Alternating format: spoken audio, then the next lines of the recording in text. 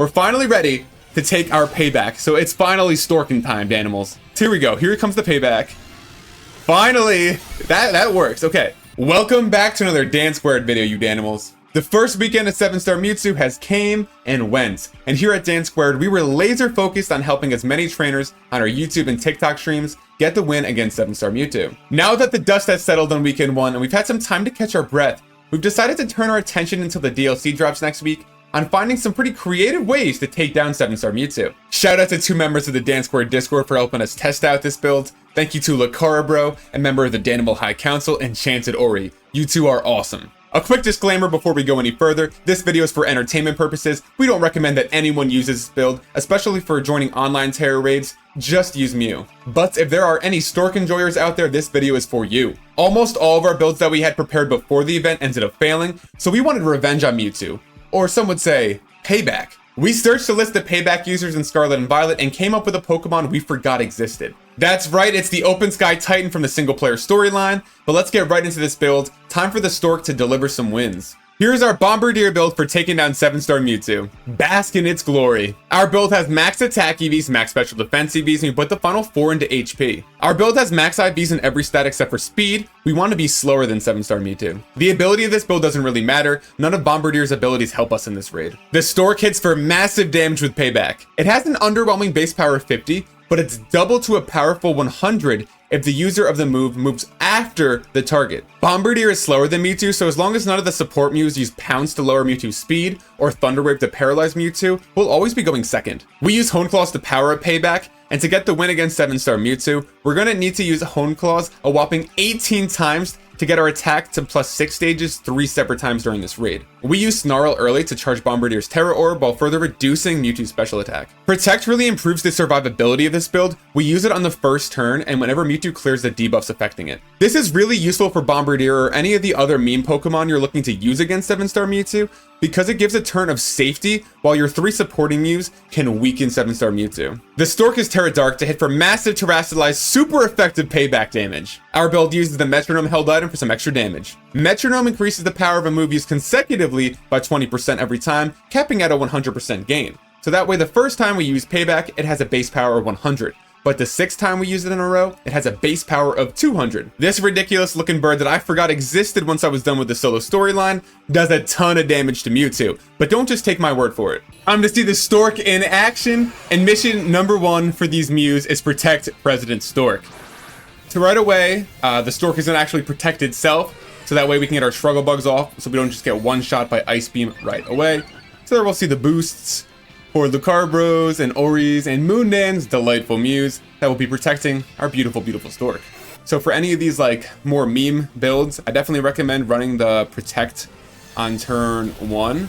So that way you don't take the initial damage until we've already been able to use a couple struggle bugs, like the 3 struggle bugs right off the rip. So we're gonna need all 6 Hone Claws. So this thing does take a while to get set up.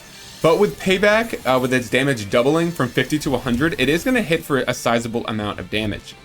But luckily, Moondan's Mew is going to just be on full... Oh, actually, I'm going to Snarl. I'm going to Snarl first to charge the orb.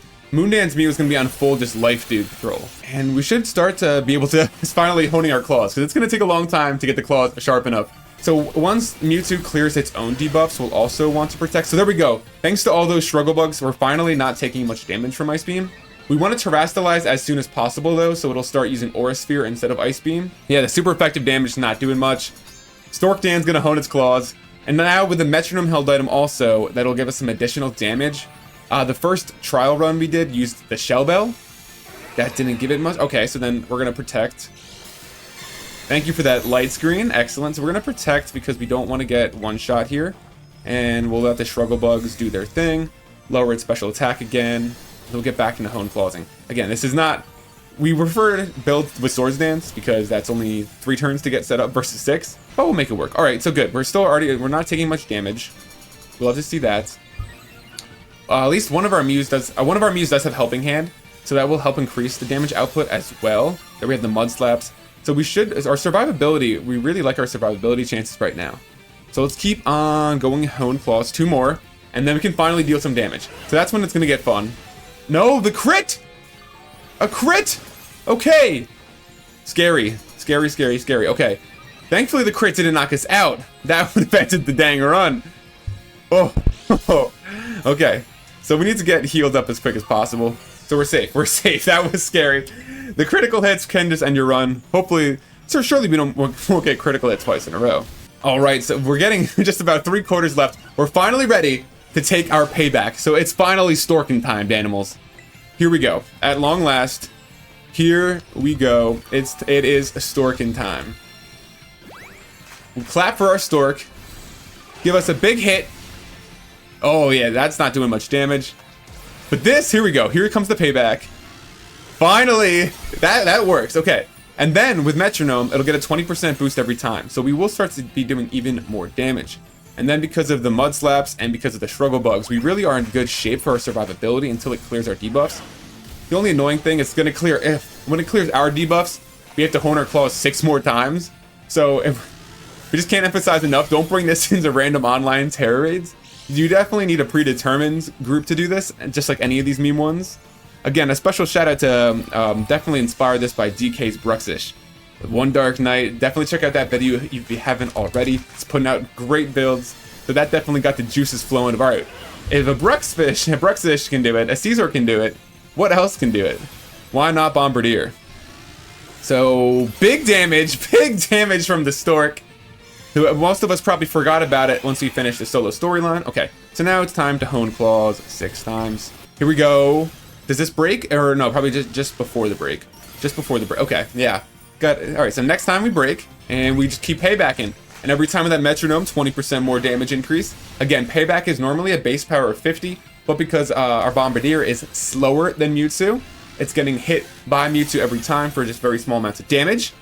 And that the base power doubles to 100. All right, so there we go. All right, there's the negate. So I'm gonna protect again. There's the failed rest. So now I'm gonna protect with the bird. And now it's time just to struggle bug this thing once again. Let me see, check status, hello. Oh, it's at -4 already. All right, we're big chillin'. All right, okay, cool, we're good. We're good. Yeah, we're not taking much damage, and now we can continue to start it. We might have to hone claw 6 more times.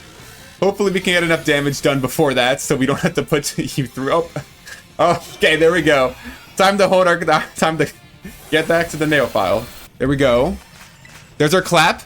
All right, should be, what, 3 more? 3 more? We're getting down to the wire. But here it comes. Big damage. We're finally sharpened. We're back. We're so back. Big hits. Okay, okay. One more, and the Stork gets the win, delivering dubs to these delightful Mews. Let's go. The Stork, the Titan. A forgotten Pokemon. After we're done with the main storyline, the Stork strikes back, Danimals, dropping off dubs to our Mews. It's beautiful. The Stork doing all the damage, taking down 7-star Mewtwo, while he supported myself. It's me. I mooned it all along. Thank you, Ori. Thank you, D-Rock. Thank you, me. That's the Stork taking down 7-star Mewtwo. Let us know in the comments if for some reason you decide to try this out with your friends. But please do not bring this into online terror raids. But it is something fun you can do with your friends to spice up your farming of Mewtwo. If you enjoyed this video, please consider dropping a like, leaving a comment, or using payback on that subscribe button for more DanSquared. Thanks for watching, and happy Mewtwo season.